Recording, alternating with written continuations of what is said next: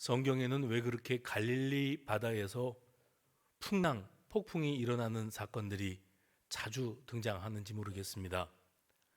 지난 주일날 함께 저와 말씀을 나누었던 본문은 마가복음 4장이고요.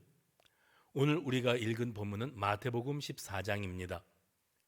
마가복음 4장을 보면 여기 예수님께서 제자들과 함께 배를 타시고 바다를 건너가시는데 갑자기 거친 바람이 불어오고 풍랑이 일어나서 배가 침몰 위기에 몰리게 됩니다.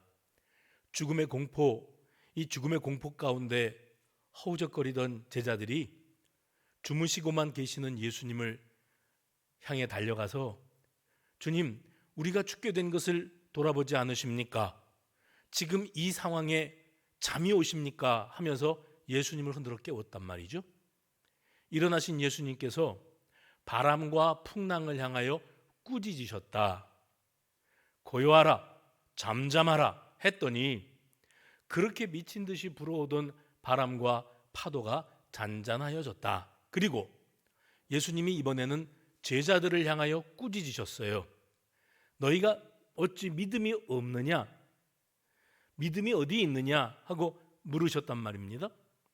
예수님은 바다 건너 저편으로 가자고 말씀하셔서 이 항해가 시작이 된 건데 예수님이 바라보고 계시는 곳은 바다 건너 저편이었거든요. 실제로 이 복음서의 말씀을 순서에 따라 가다 보면 바다 건너 저편에는 거라사 지방에 군대 귀신 들려서 자기 몸을 해하고 사람들을 고통스럽게 하고 피곤하게 만드는 귀신 들린 자가 있었어요. 바다 건너 저편으로 가자 하시는 예수님은 그 사람의 그 악한 영에 사로잡혀 있는 그 고통의 삶에서 그를 해방시켜 주시기를 원하시죠. 그리고 그 다음에 또 바다를 건너서 저편으로 가면 거기에는 회당장 야이로의 병들어 죽어가는 죽은 딸이 기다리고 있습니다. 그를 만나러 가는 길에는 혈루병으로 12년 동안이나 앓고 있었던 한 여인을 만나게 되어지고요. 이 여인의 병에서 그 여인이 자유케 되어지는 기적의 역사가 기다리고 있습니다. 그러면 예수님은 바다 건너 저편으로 가자 하면서 저편을 가리키고 계세요. 만약에 그 풍랑 때문에 배가 침몰하고 거기 탔던 사람들이 다 거기서 죽을 것 같으면 예수님이 바다 건너 저편으로 가자는 저편 이야기를 하지 않으셨어야 합니다. 저편으로 가자고 했다는 말은 곧 무엇인가 하면 지금은 비록 이 풍랑으로 말미암아 다 죽을 것 같지만 나는 앞으로 인류 구원을 위한 고난과 십자가 죽음과 부활의 이 사역이 남아있고 좀 더 근시안적으로 바라보면 이 바다를 건너가서 저편 거라사 지방의 당도에서 거기서 귀신에 얽매여 고통당하는 사람을 해방시켜줘야 돼. 나는 이 회당장에 죽어가는 딸을 살려줘야 돼. 저편으로 가서 혈루증으로 앓던 여인을 살리러 가자 하고 말씀을 하신 거거든요. 제자들은 우리는 풍랑밖에 안 보여요. 그래서 이 풍랑에 내가 침몰되고 꼬르륵 바닷속으로 가라앉아서 인생이 거기서 끝나는 줄로만 알더라는 겁니다. 말씀드렸을 때 마가복음을 기록한 마가가 마가복음 처음부터 마지막에 이르기까지 계속 강조하고자 한 바가 무엇이었는가 하면서 제가 마가복음 1장 1절에 하나님의 아들 예수 그리스도의 복음의 시작이라, 마가복음 1장 1절입니다. 하나님의 아들 예수 그리스도의 복음의 시작이라. 마가복음 맨 마지막 장에 가서 보면 한 백부장이 그는 실로 하나님의 아들이었도다. 그리고 그 풍랑이는 바다에서 저들이 살아남게 되어졌을 때 많은 이들이 예수님 앞에 엎드립니다. 당신은 진정 하나님의 아들이십니다. 그러면 마가복음은 내내 사람들한테 이런저런 장면들, 이 비유도 하시고 이적도 행하시고 풍랑이 있는 바다에서 목숨을 보존하게 하시고 죽은 자도 살리시고 이런 일들을 통해서 독자들로 하여금 봐라, 예수님은 누구시냐? 예수님은 하나님의 아들이시요 이 땅 위에 오신 우리의 구주가 되신다. 이 사실을 사람들에게 자꾸 드러내 보여주는 장면이 마가복음 4장에 나오는 장면이었습니다. 거기에는 특별히 씨 뿌리는 비유가 3연속 비유로 등장한다 그랬죠? 씨 뿌리는 비유. 아주 작은 것, 보잘것없는 것이로되 그것이 싹을 우물 틔우고 그리고 자라나서 꽃을 피우고 열매를 맺게 되어지는 그 생명의 근원, 생명력을 가지고 계시는 그 생명의 씨앗 되시는 분 예수, 그분에 관한 비유의 내용들이 쭉 기록이 되고 그것을 예수님이 직접 해석해 주셨죠. 제자들은 특권을 누렸다고 제가 지난주에 말씀드렸습니다. 그들은 특권을 누리고 있었어요. 무슨 소리인지 모르겠는데 예수님이 풀어 가르쳐 주시니까 아하, 비유로 하신 말씀이 다 이런 뜻이었구나 하는 것을 알게 되었다는 겁니다. 그리고 이제 오늘 마태복음 14장에 보면, 마가복음 4장은 이제 배를 예수님이 같이 타고 가시다가 풍랑이는 파도를 잔잔하게 하시고 그들이 건너편으로 당도하는 이야기인데, 오늘 마태복음 14장에 나오는 이 스토리는 어떤가 하면 예수님께서 빈 들에 계셨어요. 빈 들에 왜 계시게 되었는가 하면 세례 요한이 죽임을 당했다 하는 소식을 듣고 배를 타서 건너편으로 가신 겁니다. 가셔서 빈 들에 계셨는데 그 빈 들로 제자들이 먼저 예수님을 찾아오십니다. 그리고 그 제자들이 예수님을 찾아온 이후에 많은 무리가 예수님을 만나러 왔어요. 그들이 굶주리고 있는 모습을 보시고 예수님이 보리떡 5개와 물고기 2마리로 그들에게 오병이어의 기적을 보여주셨지요. 이 일이 있은 이후에 예수님이 제자들을 재촉하셨다, 재촉해서 배에다가 태우셨다, 등 떠밀으신 거예요. 그리고 이 배를 떠나가게 만들어 놓으셨어요. 그리고 배가 떠나간 다음에 예수님이 오병이어의 기적을 맛본 사람들을 흩으셨어요. 그 다음에 예수님이 따로 산으로 가셨어요. 따로 산으로 가신 이유는 뭐냐면 하나밖에 없습니다. 기도하시러 가신 거예요. 그러니까 예수님은 모든 사역에 있어서 사람들에게 주목을 받기를 그다지 기뻐하지 않으신 것 같아요. 아니, 오히려 예수님의 머릿속에는 어떤 상황 속에서라도 항상 하나님과의 독대, 기도의 시간을 확보하는 일에 항상 마음을 쓰고 계셨어요. 오병이어의 이 초자연적인 기적의 역사가 일어나게 되었을 때 제자들이 얼마나 흥분했겠고, 그 오병이어의 떡과 이 모든 것들을 받아 먹은 사람들이 얼마나 흥분됐겠어요. 이제 이분을 우리의 왕으로 모시면 적어도 우리가 굶주릴 일은 없겠다, 그런 생각을 갖지 않았겠습니까? 근데 예수님이 제자들을 재촉하여 떠나보내시고 또 거기 남아있던 사람들, 오병이어의 체험자들을 다 흩어보내시고 예수님은 기도하러 따로 산에 올라가 계셨다 그랬습니다. 그래서 오늘 여기 본문을 보면 예수님의 마음이 어디에 가 있었는지를 우리가 넉넉히 짐작할 수 있습니다. 예수님의 마음은 기도의 자리, 기도의 시간, 기도의 자리, 기도의 시간을 확보하시는데 마음이 온통 가 계셨어요. 여기까지가 이제 22절, 23절입니다. 오늘 본문이요. 22절, 23절은 예수님은 한적한 곳에 가셔서 따로 가셔서 기도하고 계셨다. 그러니까 우리 예수님은 성향이, 요즘에 청년들이 그 MBTI를 거의 신앙처럼 숭배하더라고요. 그 다 쓰잘데기 없는 건데 그걸 너무 철저하게 믿어요. 혈액형이 A형이면 어떻고, B형이면 어떻고, AB형이면 어떻고, O형은 어떻고, 이런 거 신봉하는 사람들 있잖아요. 아무런 근거도 없이 그냥 공통적인 거를 이렇게 몰아가지고, MBTI도 저는 거의 그것과 흡사하다고 봅니다. 그런데 이런 생각을 했어요. 설교 준비하면서. 우리 예수님은 MBTI로 치면 E형일까 I형일까 이 생각을 했어요. 근데 예수님은요, 혼자 계시는 시간을 아주 좋아하시고 혼자 계시는 시간에 하나님 앞에 기도하시는 시간을 충분히 가지시기를 원하셨어요. 그러니 오병이어의 기적이 일어난 이 상황에서 많은 사람들의 환호를 받으며, 그리고 야, 예수님만 따라다니면 이제 굶은 일은 없겠다 이러는 사람들 앞에서 봤지 이게 아니고 빨리 가라 흩어져라. 그 다음에 예수님은 혼자 계시는 것을 되게 좋아하셨던 것 같아요. 기도하시는 자리. 그래서 22, 23절 보면 예수님은 기도하고 계셨다. 그리고 이제 이 카메라 앵글이 어디로 확 옮겨지냐면은 배 타고 예수님에 의해서 등 떠밀려 배 타고 바다로 건너가는 그 배에 몸을 싣고 있었던 제자들의 모습으로 이 화면이 바뀝니다. 그런데 그들이 24절에 보면 이 시선이 건너편으로 건너가고 있던 제자들에게로 옮겨지는데 24절에 그들이 탄 배가 육지에서부터 술이나 떠나 있더라. 각주에는 이렇게 부연 설명이 되어 있습니다. 각주라는 거는 거기 깨알같이 1번, 2번 써 있고 맨 밑에 성경 맨 아래에 더 깨알같이 글씨 써 있는 게 각주예요.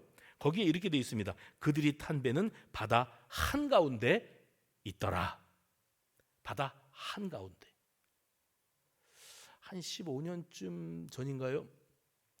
노회에 갔더니 어떤 목사님이, 개척교회 목사님이신데 자기가 이번에 보트를 하나 샀대요.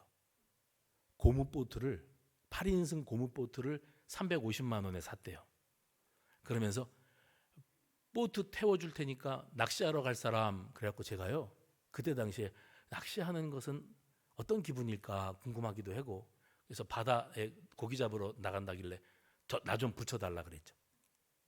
남덕현 목사님하고 저하고 또 어떤 목사님 부부하고 배 주인하고 5명이서 8인승 보트를 타고 궁평항으로 갔습니다. 트럭에 싣고 궁평에 가서 그 보트를 내려놓고 바람을 막 집어넣고 있는데 경찰 2사람이 와가지고 뭐 하고 있습니까? 이래서 배 타고 고기 잡으러 나가려고 그럽니다. 그랬더니 GPS가 있습니까?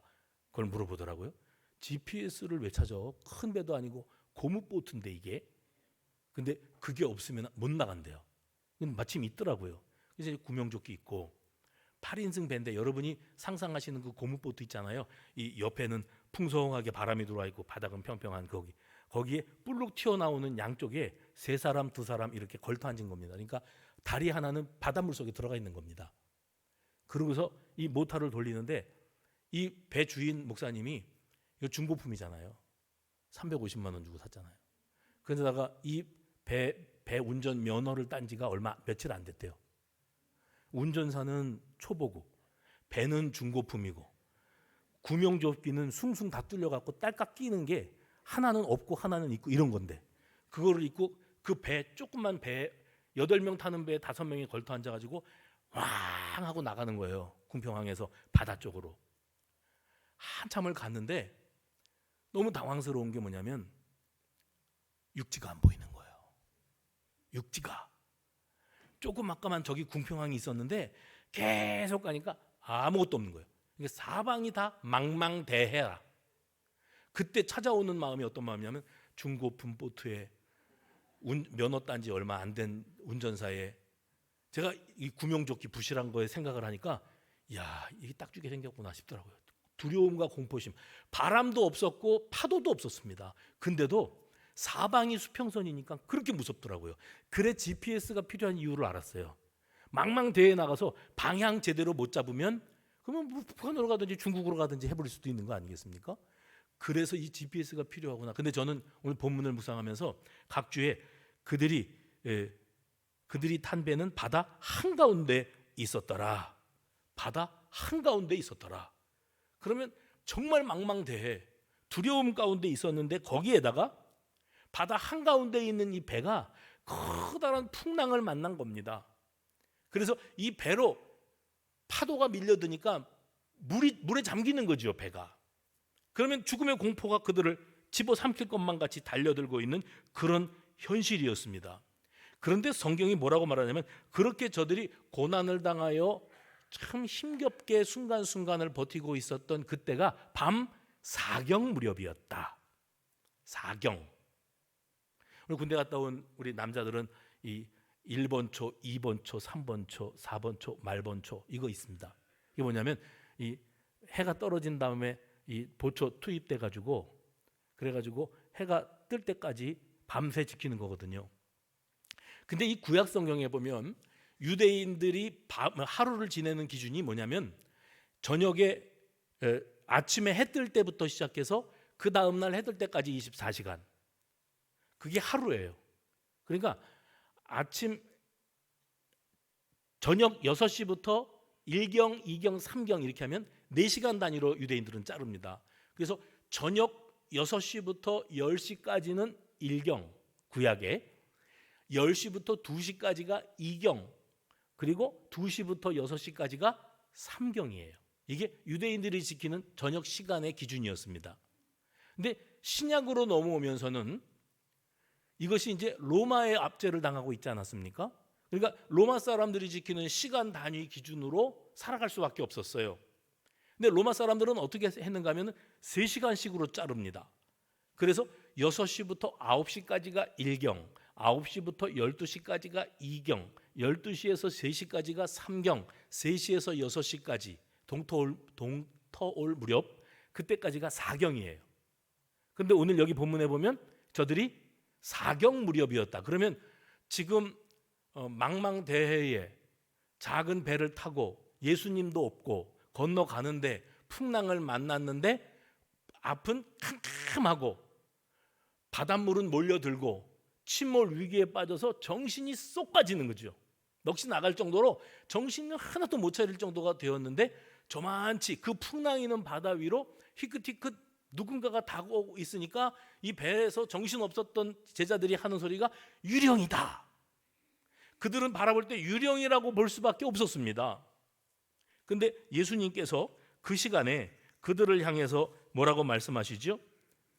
바다 위로 건너오시면서 유령이라고 저들이 외칠 때 즉시 안심하라, 안심해라, 나다, 두려워하지 마, 이렇게 말씀하셨어요. 그게 27절입니다. 이 말을 듣고 베드로가 만일 주님이시거든, 주여 만일 주님이시거든 나를 명하사 물 위로 오라 하소서. 이건 또 무슨 테스트입니까? 베드로가 예수님을 모시고 다니면서 예수님이 행하시는 초자연적인 역사, 기적이죠. 이적을 많이 목격했습니다. 병든 사람도 고쳐주고 또 죽은 사람도 살려내고 귀신을 내쫓고 이런 많은 이적들을 베드로가 목격했던 사람이에요. 지금 자기들이 예수님이 타라 그래서 탔고 가라 그래서 바다 한가운데로 나왔다가 풍랑 만나서 다 죽게 생겼는데 희끗희끗 누군가가 바다 위로 걸어서 오고 있는 것을 봤을 때 저분은 예수님이실 거야 라는 믿음, 우리가 이런 위경을 만났을 때 우리를 살리시기 위해서 예수님이 즉각 이렇게 움직이신 거야 라는 믿음을 가질 만한 사람이 거기는 없었어요. 근데 나다, 나야, 예수, 니네 스승, 내가 너희들 보고 바다로 먼저 나가라고 했잖아, 내가 여기 온 거야 했을 때 베드로가 머릿속에 반반이에요. 반반. 양념 반, 후라이드 반, 반반. 예수님일 수도 있고 예수님이 아닐 수도 있는데 반반인데 예수님이시라면 내가 이렇게 테스트해 봐야지. 예수님 그동안에 제가 예수님 따라다니면서 많은 사람들을 고치시고 죽은 자를 살리시고 하는 것을 봤거든요. 그럼 예수님은 자연계를 다스리시는 능력을 가지고 계세요. 우리가 만난 예수님은. 근데 지금 여기 우리 풍랑 있는 바다 위로 걸어서 여기 배까지 오시는 분이 나다 그러셔서 예수님이라고 하셨으니 정말 예수님이라면, 그다음에 엉뚱한 요구를 합니다. 베드로가 나를 명하여 이 바다 위로 걸어오라 하소서. 그러니까 그렇게 해서 내가 바다 위로 걸어서 예수님께로 갈 수 있게 해주신다면 예수님 맞죠. 그런데 예수님이 그렇게 하라고 했는데 내가 바닷속으로 꼬르륵 빠져들어갔다 그러면 예수님 아닌 거죠. 진짜 유령인 거죠. 이게 베드로가 가지고 있는 사고 방식이었습니다. 사실 우리가 이 장면을 볼 때 베드로가 심히 당돌했어요.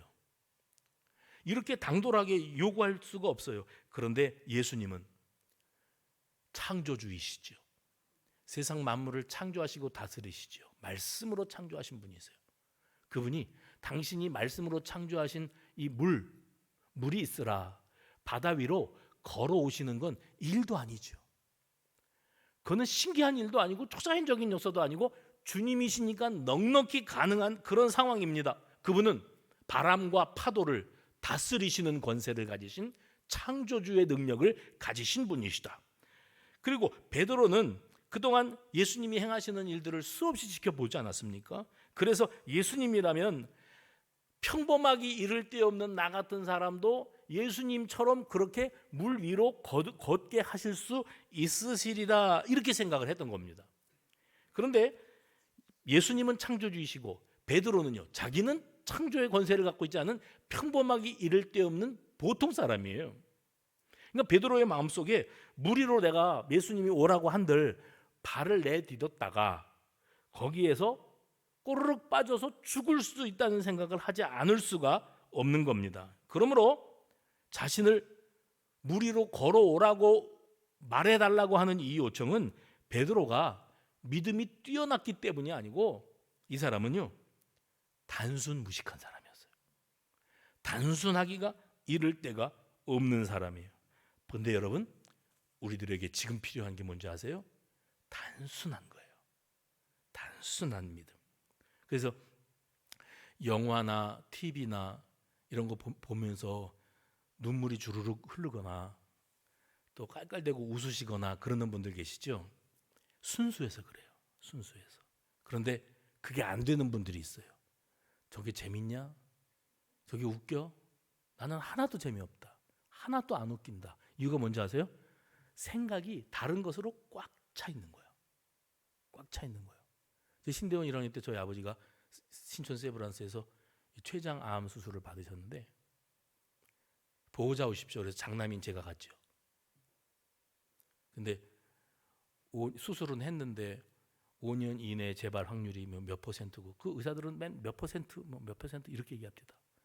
그러니까 하늘이 노란 거예요. 나는 가장이 될 준비가 전혀 안 돼 있는데, 그런데 우리 아버지가 세상을 떠나시면 내가 가장이 되나? 이제 그 병원 로비에 텔레비전 크게 있고요. 사람들이 약 탈라고 그러는지 뭐 하려고 그러는지 다 앉아서 기다리잖아요. 거기 넋이 나간 모습으로 멍하니 앉아 있는데 거기서 개그 콘서트를 하고 있었다니까요. 개그 콘서트. 사람들이 환자들이나 보호자인데 거기서 그거 보면서 깔깔대고 웃는 거예요. 저는요, 니네는 저게 재밌냐? 나는 하나도 안 웃기거든. 어떤 사람은 TV를 보면서 연속극을 보면서도 울어요. 그게 그렇게 슬프냐? 나는 하나도 안 슬퍼. 그게 그렇게 웃겨? 나는 하나도 안 웃겨. 이유가 뭔지 아세요? 머릿속에 뭐가 꽉 들어차 있기 때문이에요. 리액션 그러잖아요. 설교를 하면서 여러분이 마스크를 쓰고 있어도 여러분이 설교를 들으면서 흡입력 있게 소화시키면서 수긍하면서 그런가 하여, 베레아 사람들처럼요, 말씀이 그런가 하여 그렇게 스폰지가 물을 빨아들이듯이 수용성 있게 말씀을 받아들이는 사람이 있는가 하면 예멍 때리고 있는 분도 많아요. 예멍 때리고 계셔. 그러니까 장작불 바라보면서 멍하니 있는 것처럼 목사 바라보면서 멍하니 계시는데, 제가 여러분이 저를 똑바로 쳐다보고 있다고 설교를 잘 듣고 있다고 착각할 줄 아세요? 다 압니다. 저도 멍 때리고 계시는 분들을 다 알고 있어요. 그래서 중요한 게 뭐냐면 마음 그릇이 비어져 있고 사람이 심령이 순수해서, 그래서 누가 뭐라고 말을 하면 수용적이고 수긍하는 자세로 아멘 할 줄 아는 사람도 있고, 천하 없는 말씀을 들어도 그래도 그게 뭐 나하고 무슨 상관, 이렇게 하고 멍하니 앉아 있다가 집으로 돌아가는 이들도 적지 않다는 사실을 이 목사는 잘 알고 있습니다. 베드로는 어떤 사람이었다고요? 단순 무식하다. 단순하기 짝이 없는 사람이었어요, 이 사람은. 그래서 예수님이 말씀하시면 그냥 그대로 깊은 믿음을 갖고 있기 때문에, 그래서 믿음으로 작동되어서 그렇게 할 수 있었다기보다는 만일 주님이시거든 나를 명하여 물 위로 오라 하소서. 근데 예수님이 오라 하니까 뭐 앞뒤를 가릴 것도 없어요. 이 사람은 아이가 아니라 이로 시작할 거예요 아마. 일단은 행동에 옮기고 봐 이러는 사람이거든요. 그렇게 해서 바다 위로 들어갔는데, 여전히 바다 위로 걸어서 예수님께로 가는데 여전히 바람은 거세고 풍랑이 크게 일어나고 있었는데, 성경에 보면 베드로가 풍랑을 바라보며 거센 물결을 보고 바닷속으로 빠져들어갔다. 겁에 질려서 주여 나를 구원하옵소서 쑥 들어가는 거예요, 바닷속으로. 예수님이 즉시 급히 손을 내밀어서 그를 붙잡아 건져내시면서 믿음이 작은 자여 왜 의심하였느냐. 역으로 말씀드리면 의심 안 했으면 예수님하고 같이 바다 위 산책이 시작되는 거예요. 의심했어요. 의심이 뭐냐면 반반이라니까요. 예수님이 맞을 수도 있고 예수님이 아닐 수도 있어. 그래서 내가 만일 주님이시거든 이런 거거든요. 근데 풍랑을 보면서 아무리 주님이라고 그래도 풍랑에 내가 꼬르륵 빠져버리면 죽는 거 아니야? 이 생각을 예수님께로 가다가 그 생각을 파도를 보고 하는 순간에 그 자리에서 빠져들어가 버렸다. 시편 50편 15절 말씀 보면 환난 날에 나를 부르라. 주여 나를 건지소서. 나를 구원하소서. 환난 날에 나를 부르라. 내가 너를 건지리니. 할렐루야. 내가 너를 건지리니 내가 나를 영화롭게 하리라. 우리 주님은 우리가 환난 날에 손을 뻗어 주여 하면 우리를 꽉 붙잡아 주시는 우리의 아버지이신 줄로 믿으시기를 바랍니다. 그래서 사람이요, 긴급 구조, 주님 저 죽습니다, 주님 큰일 났습니다, 이를 어쩌면 좋습니까? 우리가 믿음이 약해서, 믿음이 없어서, 믿음이 적어서 이런 일을 당하면서도 그 순간 긴급 구조, 주여 나를 구원하옵소서, 그러면 주님이 외면하지 않으세요. 야, 믿음 없어서 네가 믿음 없는 대가를 치르느라고 바다 짠물 좀 먹어봐, 그러시는 주님이 아니시고, 믿음 없어 반반이었다가 꼬르륵 들어가는데도 우리 주님은 여지없이 건져내시는 우리의 아버지시다 하는 사실을 기억하시기를 바랍니다. 그래서 사람들이 이 장면을 본 다음에 진실로 하나님의 아들이로소이다, 복음서에는요 다 그 내용들이에요. 예수님이 누구신가 봐라, 이런 일도 있었다, 저런 말씀도 하셨다, 이런 비유도 들려주셨어, 이런 기적도 있었다. 예수님은 누구시지? 그분은 우리의 구원자이셔. 그분은 우리를 건지시는 분이셔. 즉각 행동에 옮기시는 분이셔. 이것을 우리에게 깨우쳐 주시는 겁니다. 제자들은 자기들이 위경에 빠졌을 때 그들을 살리기 위하여 이 땅 위에 오신, 바다 위로 걸어오시는 예수님을 보면서도 두려워했습니다. 위기에서 건지시고 살려주려고 오시는 예수님인데, 평안을 주려 오시는 예수님인데 두려워할 줄밖에 몰랐어요. 그래서 우리에게 필요한 것은 주님께 시선 고정할 줄 아는 믿음. 다시요, 주님께 시선 고정할 줄 아는 믿음, 그리고 소망을 두고 살아갈 줄 아는 그런 믿음이 저와 여러분에게 시급한 줄로 깨달으시기를 바랍니다. 그래서 그 믿음은 부담스럽거나 두려움이 아니라 우리에게 힘이 되는 믿음이에요. 우리가 가진 믿음의 능력으로 나타나 주님의 능력을 내 삶에 경험하게 되는 때는 이겁니다. 주님은 명령하시고 나는 순종하고. 할렐루야.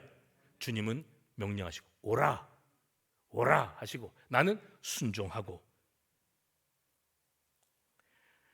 나중에 믿음이 작은 자여 왜 의심하였느냐 하시지만 그 전에 오라 하고 말씀하셨던 예수님은 그 말씀만 듣고 정말 순수하게 그 바다로 발을 내디뎠던 베드로, 적어도 그는 그 순간만큼은 주저함이 없는 믿음의 행동을 삶에서 실천에 옮겼다는 거예요. 잊지 마십시오. 주님 말씀하시면 나는 나아가겠습니다. 주님 말씀하시면 내가 따라가겠습니다. 이게 바로 순수 신앙이에요. 그러나 베드로는 여전히 연약한 한 인격일 뿐이었습니다. 물 위로 뛰어들 때만 해도 예수님만 바라보는 괜찮은 믿음인 것 같았는데, 물 위에 들어가서 몇 걸음을 걷다가 풍랑이 일어나는 그 미친 파도를 본 거예요. 예수님 바라보면서 파도를 봤어요. 그러니까 그 파도에 빨려 들어가고 말았습니다. 우리도요, 주님을 안 믿는 게 아니라니까요. 주님을 바라보면서 내 경제를, 돈을 바라봐요. 주님 바라보면서 동시에 내 육신의 건강 문제, 여기에 집착해요. 주님 바라보면서 내가 키우는 자식에 대한 그 집착, 이것을 놓을 줄을 몰라요. 주님 바라보면서 내 취미와 나를 기쁘게 해줄 만한 것들을 바라봐요. 이 두 가지를 다 바라보고 있어요. 주님 바라보면서 코로나 바이러스만 바라봐요. 그러면 거기에 꼬르륵 빠져버리는 겁니다.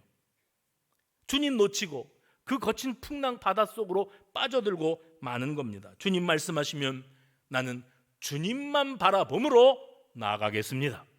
바로 이 고백이 우리에게 있기를 간절히 바랍니다.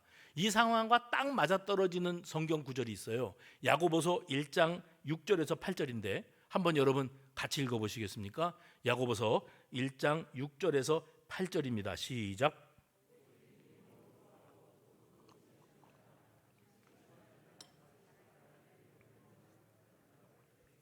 그 뒤에는 이렇게 돼 있어요. 이런 사람은 무엇이든지 주께 얻기를 생각하지 말라. 두 마음을 품어 모든 일에 정함이 없는 자로다. 두 마음이요. 한쪽 마음은 예수, 한쪽 마음은 내 욕망. 두 마음을 품었어요. 근데 이런 사람은 바람에 밀려 요동하는 바다 물결 같다. 이랬다 저랬다 하는 거예요. 반반이에요. 신앙이라는 게 반반이에요. 맞을 수도 있고 아닐 수도 있는데, 이게 베드로의 문제였습니까? 저와 여러분의 문제입니다. 두 마음을 품은 자, 바람에 밀려 요동하는 바다 물결 같은 자, 베드로가 그런 사람이었고 오늘 우리들이 그런 사람으로 살아가고 있는 거예요. 근데 참 놀라운 것은 우리가 어려움에 봉착했을 때는 주님만 바라봅니다. 주님께 소망이 있습니다. 이러고 사는데 조금 그 긴장감이 늦춰지고요. 숨 돌릴 겨를이 생기고요. 여유가 생기면은 즉각 우리는 편안하고 안정되면 한눈 팔고 딴 생각하는 존재들이라는 거예요.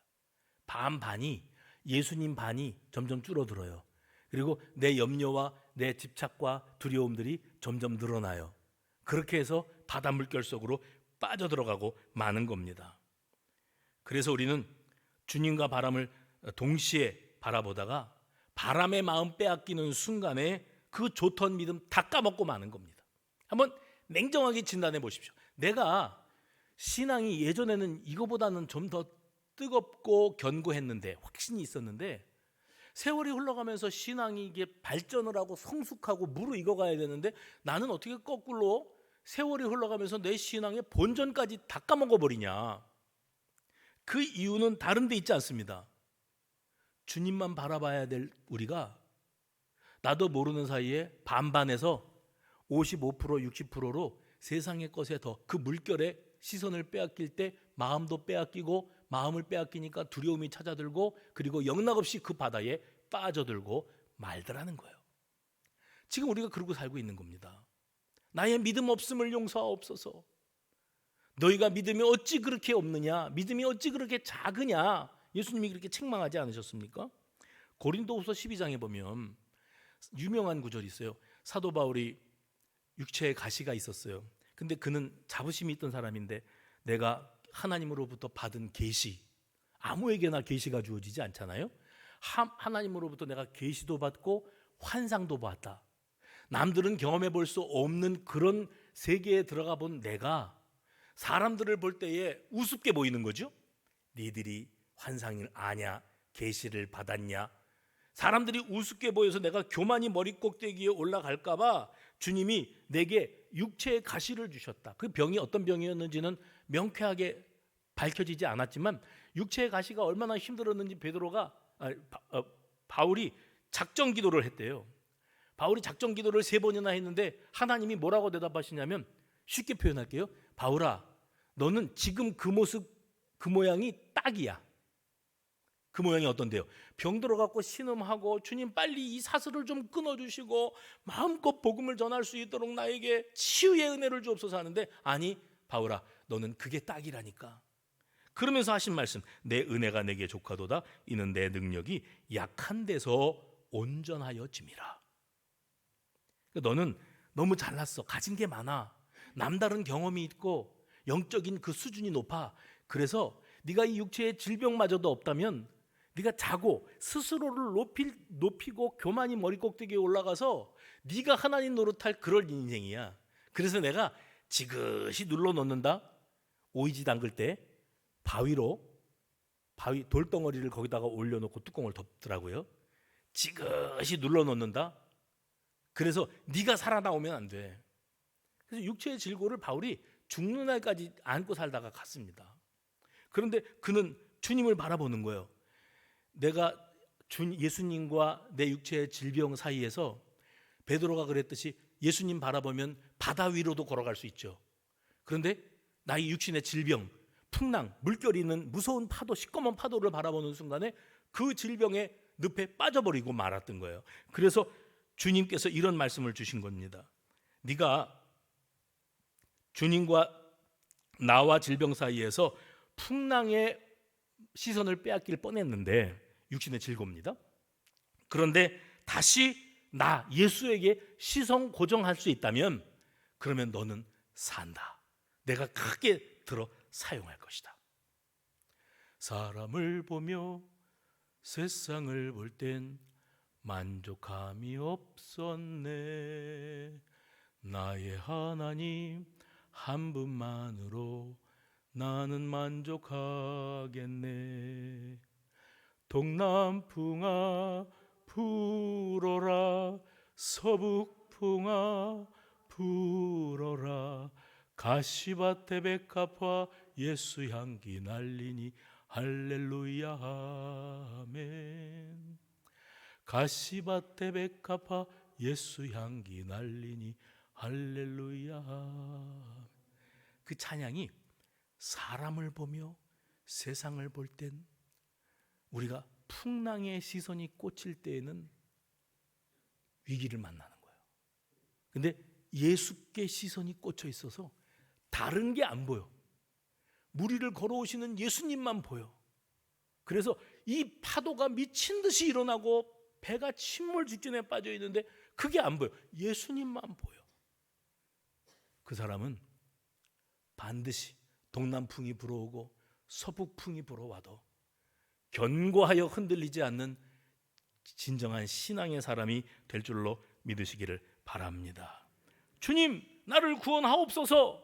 이 한마디가 그를 예수님이 건져내게 하셨는데 그 말에는 이게 들어요. 예수님, 부끄럽습니다. 제가 믿음이 없는 거, 믿음이 약한 게 부끄럽기 그지없습니다. 주님과 풍랑을 동시에 바라보다가 풍랑의 마음을 빼앗기고 두려움에 휩싸이는 순간에 나는 물속으로 빨려 들어갈 수밖에 없었습니다. 저 좀 살려주십시오. 제가 잘못했습니다. 주여 나를 구원하소서. 이게 다 들어있어요. 주님은 즉시 손 내밀어 그를 붙잡으셨고, 31절이죠. 그리고 이 장면은 베드로가 풍랑의 마음 빼앗겼던 자기 시선을, 질병의 마음 빼앗겼던 자기 시선을, 물질의 마음 빼앗겼던 자기 시선을, 자식을 우상 삼고 살던 자기 시선을 오로지 주님께로 다시 돌리는 순간이었어요. 오로지 주님만 바라보면 주님은 즉시 손 내밀어 붙잡아 주실 것을 의심치 않는 저와 여러분 되시기를 바랍니다. 지금 우리는 반반이라니까요. 의심 많은 신앙, 현실의 두려움에 사로잡힌 신앙, 주님이냐 내가 만난 문제냐, 이 사이에서 문제에, 풍랑에 시선 빼앗겼다가 위기를 만난 우리들, 이제라도 주여 나를 건져 주옵소서, 주여 나를 살려 주옵소서 간구할 때 우리 주님은 그 지경이고 그 수준인데도 우리를 여지없이 손 내밀어 붙잡아 일으키시고 위경에서 건져내시고 살 길을 열어주시는 줄로 믿으시기를 바랍니다.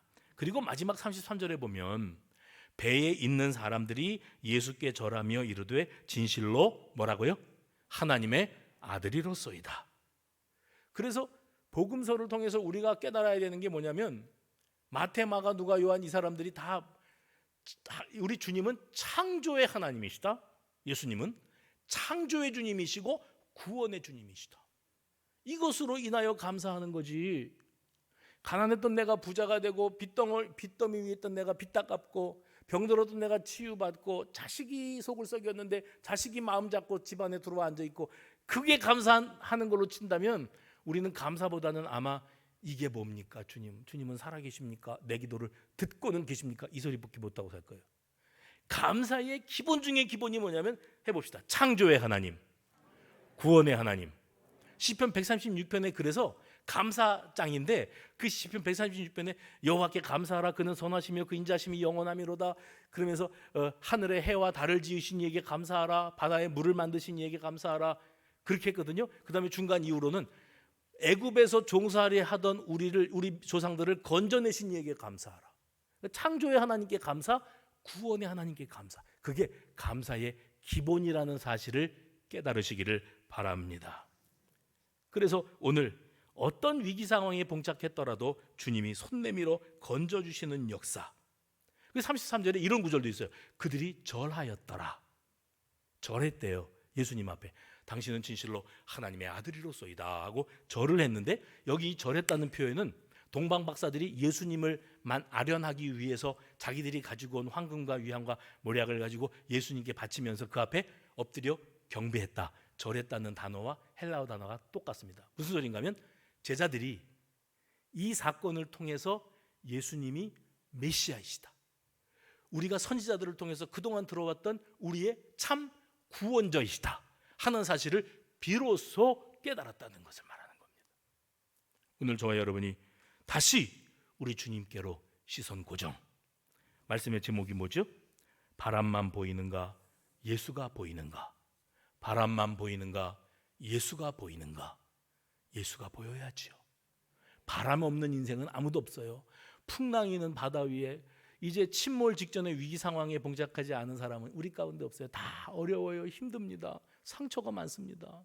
살고 싶은 의욕조차 없어요. 그러나 예수가 보이면 그는 물 위로 걸어가는 것뿐만이 아니라 예수와 영원히 동행하며 그분 주시는 능력을 힘입어서 개인의 위기, 가정의 위기, 교회의 위기, 이 사회의 위기, 민족의 위기에서부터 이 절체절명의 위기 상황에서 즉시 손 내밀어 붙잡아 건져내시는 주님의 역사를 경험하는 저와 여러분, 그리고 우리 수성교회 이 나라와 민족이 되어지기를 간절히 소망합니다.